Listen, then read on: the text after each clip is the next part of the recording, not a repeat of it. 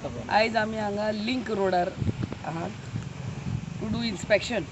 आमचे मदें आमचे सरपंच सोडयांचे दिपाक, आमचो डेप्युटी सरपंच ऑफ मार्ना बाब विलियम, डेप्युटी सरपंच ऑफ सोडियाम बाब नीलू, सगळे वॉर्ड मेंबर्स हांगा मुद्दम करून इन्स्पेक्शन करपाक येयल्यात.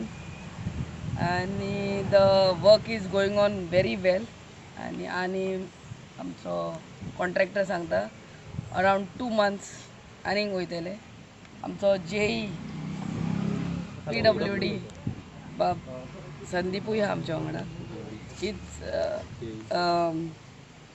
पळोवंक जाता it's going on at a good rate and we are focusing on quality work.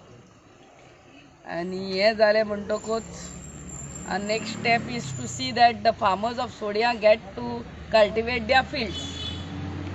A very important link road connecting Sodia to Sholli Marna, जो मोठ्या प्रमाणात लोक हो रोड यूज करताले एक टायमार, पण व्हेरी बंपी आसलो.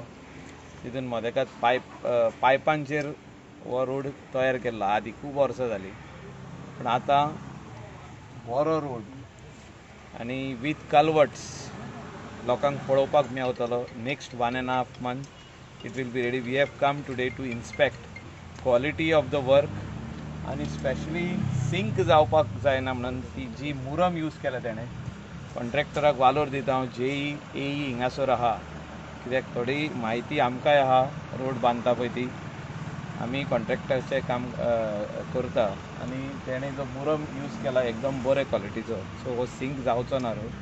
खाली हांवें रिक्वेस्ट केला सरपंचाक, तुमी रेजोल्युशन घेवया for new pipeline to connect from Marna to Sodiya. जी पायपलायन आतां आहा ती मोदेकात आहा रोडाच्या, आनी ही म्हाका दिसता पायपलायन व्हेरी ओल्ड पायपलायन आहा ती ह्या रोडाच्या सायडीक आतां घालपाची गरज आहा.